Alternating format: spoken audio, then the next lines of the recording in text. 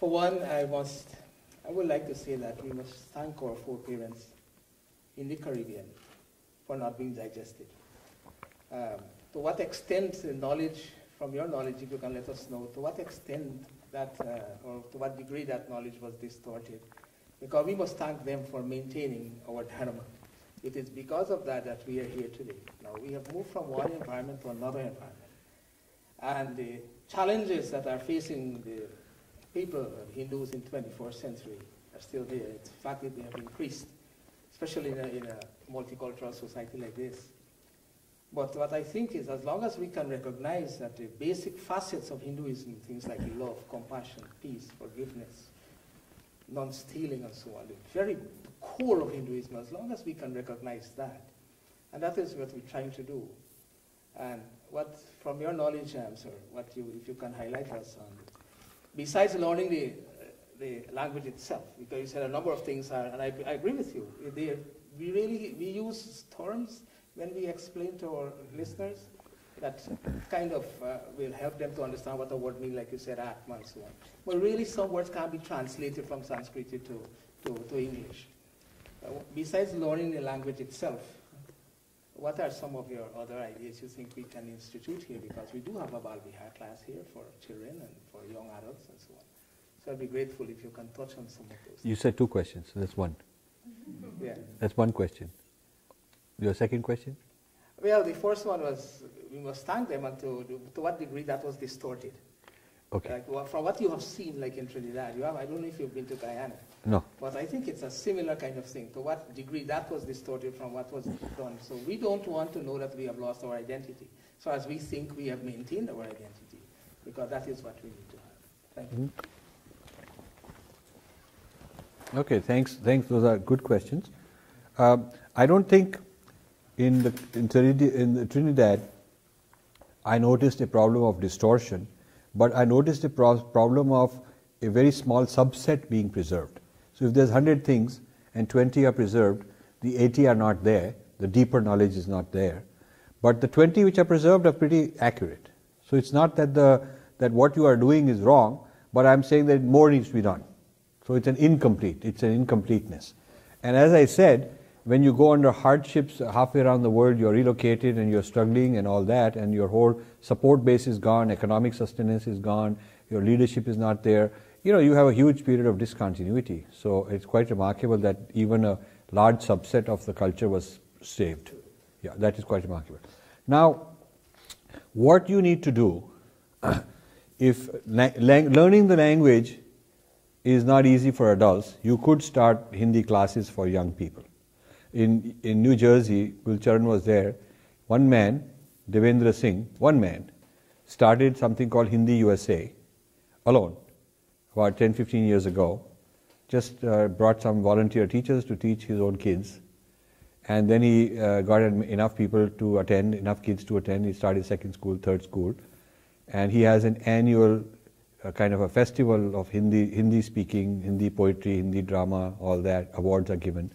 Now he has 22 schools, 4,000 students, 100 to 150 teachers in these schools. Now that's a very big deal, one guy has done. So his idea is that you don't worry about adults, just start with kids, start with the next generation. Besides that, certain words you can introduce, certain Sanskrit words you can learn and make them part of your English vocabulary. So for example, if you have the word yoga, you're not calling it exercise and you're not calling it gymnastics and you're not calling it prayer, you're calling it yoga. So you're making it part of the English language. So you could also make Atman part of the English language by understanding what it means and use it. And when somebody asks soul, you can say, no, soul is a different idea, fine, I respect it, that's a different concept, Atman is a different concept, explain what's different. Animals have Atman, plants have Atman, the whole cosmos, where soul only human beings have. Soul lives only once, there's no reincarnation, rebirth, doesn't have karma. Atman is based on the principle of karma, reincarnation and so on. So you must have the knowledge of a word. You don't need to learn all of Sanskrit.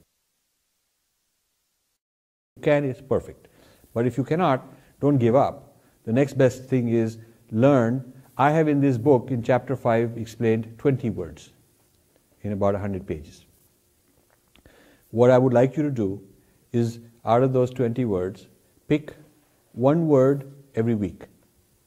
Just understand that one word. Just read those 5-6 pages, 3-4 times. Understand what that one word means. Like why dharma is different than religion. It's important to understand. It's a very amazing concept, dharma. And it's not the same thing as religion. Religion is a sort of small subset of dharma. Because dharma is also your duties and your ethics towards animals, towards nature, towards society, towards family, towards community, towards your body. You have many, many dharmas. It's not just for God. It's all, dharma is all, a lot of things in it. So when you take a word out of that list of 20 odd words, and each week you pick one and you study it, and then you go to the net and read more about it, and read it on your own and practice it on people, try to talk about it. I think in several weeks you begin to feel empowered, is my experience with people. If you begin to learn these words, you will begin to feel empowered. You don't need to know all of Sanskrit. You can learn Shakti, and you can learn what Shakti is. And you can understand Shakti, what it is, why it's important, where is Shakti. And so, this is a kind of an alternative, is a more practical alternative to learning the whole language, which for grown-ups won't be easy. Besides this, I explain, like in chapter 2, I explain why in the Abrahamic religions the history of prophets is 100% what matters, because you do not have the capability to raise your consciousness now through any means and get that experience which the rishis had in our culture. You cannot, in Christianity, you cannot have the Jesus experience. In Judaism, you cannot have the Moses experience. In Islam, you cannot have the Muhammad experience. You have to depend on what they said in history. But in our case, an advanced yogi, an advanced meditator has the rishi experience now. So the dependence on history is less because of that. So these points need to be understood for our own kids to know what is distinct about us that is not shared by other faiths. And once we know what is distinct about us, then we need to know what is good about that. Why it is wonderful, why this distinction is not just preserved for the sake of being different. We're not saying be different for the sake of it. We're saying there's some value in it. And then once you understood what is different and why this is better, or why it has some merit, maybe others have their benefits also, then you are on a strong footing to deal with others in cross-cultural dialogue.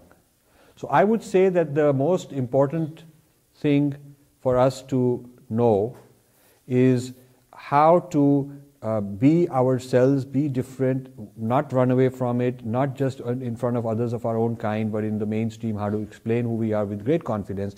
And I have no shame to explain how I am, who I am, because I am so confident that I can answer their questions. I can really give it back if I have to. If there's a big argument, I can give it back if I have to. Kulcharan has seen me do that a couple of times. When I was here at the University of Toronto, we had some fun. You need to do that practice. So you need to create voices like that. You need to create leaders like that. I can help. I can help if somebody were to say, okay, we're going to sponsor 2-3 young people to be your assistants and to learn and be your apprentices. And like there is an internship program some people sponsor. So we'll sponsor an internship program. I can nurture these people. But they have to be very serious. They have to be very serious. They're willing to work hard. They have to be, determined. It should not be some little casual thing and they run away, after, you get them to do something tough. So we need some determined, hard-working, motivated, high potential scholars, and then mentors who can nurture them. Because if the community could get even a few, if you could get just a small number, 2-3 of such people within the community, and this is their job, then they can multiply that big time. So that's how I would do it.